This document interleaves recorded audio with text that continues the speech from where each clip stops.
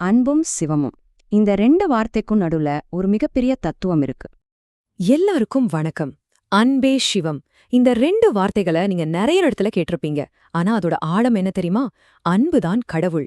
இது ஏதோ இன்னைக்கு நேத்து சொன்ன விஷயம் இல்ல. கிட்டத்தட்ட 3000 வருஷம் பழமையான ஒரு தமிழ் கவிதை முன் வச்ச ஒரு புரட்சிகரமான தத்துவம். வாங்க இத பத்தி தான் இன்னைக்கு நாம ஆழமா பார்க்க போறோம். இது வெறும் கவிதைய மட்டும் இல்ல, வாழ்க்கையையே பார்க்கறதுக்கான ஒரு புது கண்ணோட்டம். ஒரு நிமிஷம் யோசிச்சு பாருங்களேன். ஆன்மீகத்தோட மிக ஆழமான, மிக உன்னதமான உண்மை வெறும் அன்பு, சிம்பிளா லவ் அப்படின்னு இருந்தா எப்படி இருக்கும்? இந்த ஒரு கேள்விக்குள்ளதான் ஒரு பழங்கால தத்துவமும் இன்னைக்கு நாம வாழ்ற வாழ்க்கையும் ஒன்னு சேருது. சரி, வாங்க இந்த புரட்சிகரமான சிந்தனைக்குள்ள இன்னும் கொஞ்சம் ஆழமா போலாம்.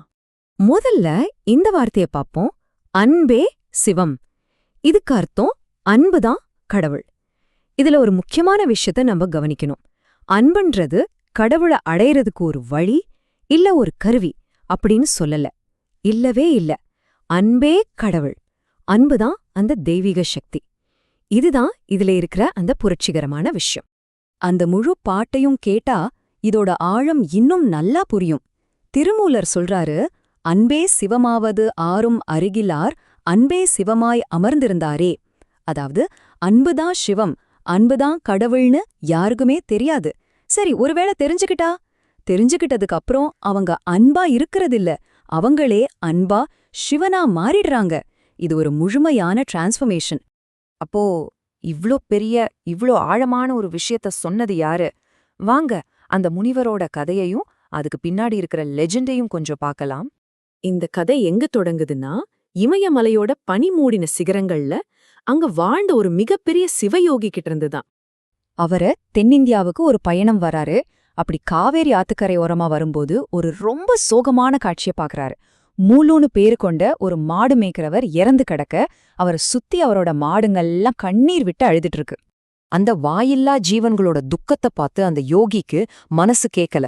அப்போ அவரு ஒரு ஆச்சரியமான விஷயத்த செய்யறாரு. தன்னோட யோக சக்தியால தன்னோட உடம்ப விட்டுட்டு இறந்து போன அந்த மாடு மேய்ப்பவர் மூலனோட உடம்புக்குள்ள புகுந்துடுறாரு. இது ஏதோ தன்னோட சக்தியை காட்டுறதுக்காக செஞ்ச மேஜிக் இல்ல, இது கருணையோட இரக்கத்தோட உச்சம்.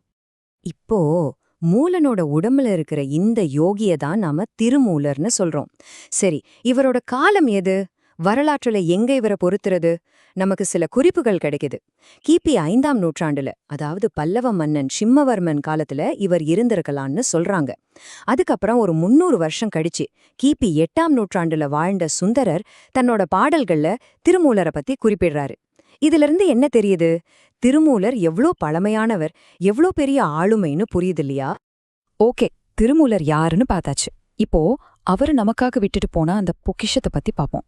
அந்த 3000 பாடல்கள் கொண்ட அற்புதம். அந்த நூலோட பேரு திருமந்திரம், அதாவது புனிதமான மந்திரங்கள். இத நீங்க ஒரு சாதாரண புத்தகமா நினைக்கக்கூடாது. இது சைவ சித்தாந்தத்தோட அத்தனை அடிப்படை தத்துவங்களையும் சொல்ற ஒரு தமிழ் ஆகமம். ஆகமம்னா ஒரு புனித நூல், ஒரு ஸ்கிரிப்சர். அந்த 3000ன்ற நம்பருக்கு ஒரு பெரிய கதை இருக்கு. புராண கதை என்ன சொல்லுதுன்னா, திருமூலர் தன்னோட பழைய உடலை விட்டு மூலனோட உடம்புக்கு வந்தப்புறம் சரியா 3000 வருஷம் தியானம் பண்ணாராம். ஒவ்வொரு வருஷத்தோட இறுதியிலையும் ஒரே ஒரு பாட்டு மட்டும் எழுதுவாராம். 3000 வருஷம், 3000 பாட்டு. யோசிச்சு பாருங்க, ஒவ்வொரு வருஷ ஞானத்தோட ஒரு துளி. இந்த நூல் 9 பிரிவுகளா பிரிக்கப்பட்டிருக்கு. அதுக்கு பேரு தந்திரங்கள். ஆனா இதுல இருக்கிற விஷயங்கள் ஏராளம்.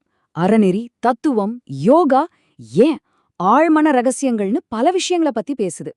முதல்ல இதுக்கு திருமந்திர மாலைன்னு தான் பேராம். இது சைவ சித்தாந்தத்தோட ஒரு அசைக்க முடியாத அஸ்திவாரம். சரி, அன்பே சிவம் என்றது மையக்கருத்து. ஆனா அதிலிருந்து வர்ற கிளை கருத்துக்கள் தான் இன்னும் ஆச்சரியமா இருக்கும். இது வெறும் வார்த்தைகள் இல்ல, வாழ்க்கை பாடம். திருமூலர் 2 விதமான கோவில்களை பத்தி பேசுறாரு. ஒன்னு படமாட கோயில், அதாவது நாம பாக்குற சிலைகள் இருக்கிற கோயில். இன்னொன்னு நடமாட கோயில், அதாவது நடந்து போற கோயிலான நாம மனுஷங்க. இந்த கருத்தை ஒரு பாட்டுல ரொம்ப அழகா விளக்குறாரு.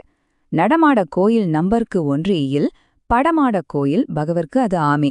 எவ்வளவு தெளிவான வரிகள் பாருங்க. நடமாடுற கோயிலான ஒரு மனுஷனுக்கு நீங்க ஏதாவது ஒன்னு கொடுத்தா அது நேரா கல்லுல இருக்கிற கோயிலுக்குள்ள இருக்கிற கடவுளுக்கே போய் சேர்ந்துடும்னு சொல்றாரு. அதாவது மனித சேவைதான் மகேஷன் சேவை. திருமூலரோட இன்னொரு புரட்சிகரமான கருத்து இது. உடம்ப வளர்த்தேன் உயிர் வளர்த்தேன்னு. பல தத்துவங்கள் உடம்ப ஒரு தடையா ஒரு பாரமா பார்த்த காலத்துல திருமூலர் என்ன சொல்றாருன்னா, இந்த உடம்பு தான் ஆன்மா வாழ்ற புனிதமான கோயில். அறிவை அடையணும்னா இந்த உடம்பு வெறுக்கக்கூடாது, நல்லா பாத்துக்கணும்னு சொல்றாரு. இப்போ இந்த நூலோட ரொம்ப ரொம்ப முக்கியமான ஒரு சமூக போதனைக்கு வருவோம். எல்லாரையும் ஒன்னா இணைக்கிற ஒரு மந்திரம் இது. ஒன்றே குலமோ ஒருவனே தேவனும். இதோட அர்த்தம் என்ன? மனித குலம் ஒண்ணுதான், கடவுளும் ஒருத்தர் தான். இதுக்கு மேல ஜாதி, மதம், இனம், நாடுன்னு நாமளே உண்டாக்கிக்கிட்ட எந்த பிரிவினைக்கும் இங்க இடமில்ல. இது எவ்ளோ பெரிய புரட்சிகரமான அழைப்பு பாருங்க. சுருக்கமா சொல்லணும்னா, கிட்டத்தட்ட 1500 வருஷத்துக்கு முன்னாடியே ஒரு தமிழ் நூல் ஆன்மீகத்தோட மொத்த சாரத்தையும் அன்பு, ஒற்றுமைன்ற இந்த 2 வார்த்தைக்குள்ள அடக்கிருச்சு. இதுதான் இதோட சிறப்பு. அப்போ ஒரு கேள்வி, அன்புதான் தெய்வீகமானதுன்னா உங்களோட கோயில் எது? இந்த பழங்கால ஞானத்தை நீங்க உங்க வாழ்க்கையில எப்படி பாக்குறீங்க? யோசிச்சு பாருங்க.